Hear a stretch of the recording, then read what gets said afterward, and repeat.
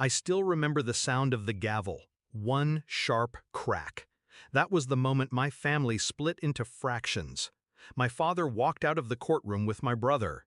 My mother clutched my sister's small hand and disappeared into the crowd. And me? I was the leftover, the child no one claimed. The state took me in, dressed me in second-hand clothes, taught me to eat fast before the food ran out. Nights were the hardest, lying awake in a bed that smelled like strangers, staring at a ceiling that belonged to no one. I used to ask myself, why didn't either of them fight for me? But the answer came years later, loud and undeniable. They didn't see value in me, not then. Years passed. I grew taller, sharper. Not the broken kid they abandoned, but something colder, quieter, a weapon being forged in silence. Then one day, they all came knocking. My father, gray at the temples, with a forced smile. My mother, eyes wet with rehearsed regret. My siblings, grown now, hovering behind them like shadows.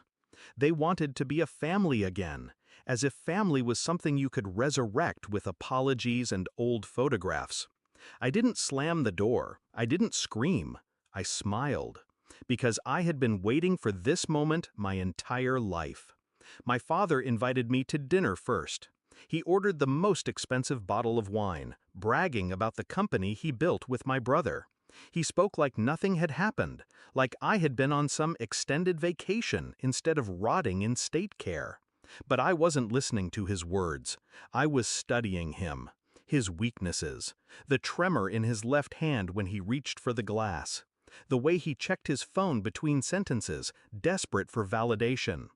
A week later, I visited his office. I left behind a flash drive, something he assumed was a gift, a slideshow of childhood pictures I found.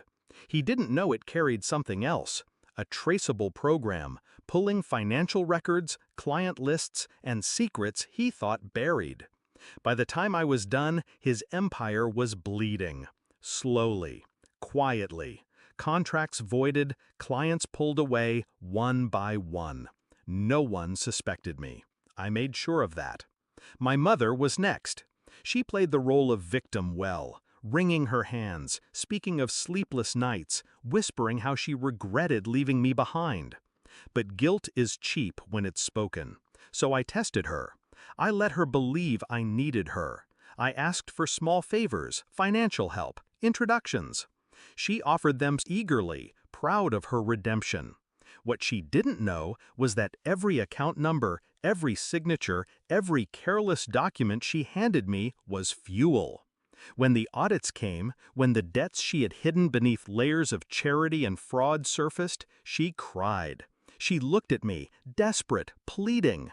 I only tilted my head. Now you know how it feels to be abandoned. But my siblings, they were different. They hadn't chosen. They had been carried away. Still, they grew up under roofs while I slept in rotating beds with strangers. They ate home-cooked meals while I memorized the metallic taste of cafeteria food. When they came to me, it wasn't with arrogance. It was curiosity. A brother and sister wanting to know the ghost of the sibling they lost. And so I gave them a choice. Stay in my life, stripped of illusions, or walk away before I destroyed the image they had of our parents. They chose to stay. The climax came on a rain-soaked night, years in the making. I invited them all to my home, neutral ground. The table was set, wine poured, silence heavy. My father sat stiff, jaw tight. He'd lost his company, his reputation shredded by whispers he couldn't trace. My mother, pale, shaking, her assets frozen, her name dragged through investigations. And my siblings, caught between the wreckage and me. I looked at them one by one. "Do you know what it feels like," I said, voice calm, "to watch your family walk away, each taking a piece of you, and leave nothing behind?"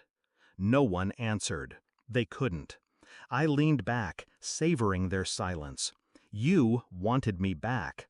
But the child you abandoned doesn't exist anymore. My father's hands clenched into fists. My mother's lips trembled.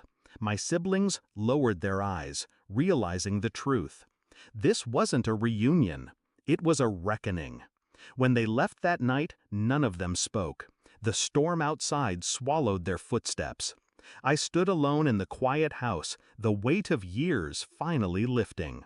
Revenge hadn't healed me, but it had balanced the scales.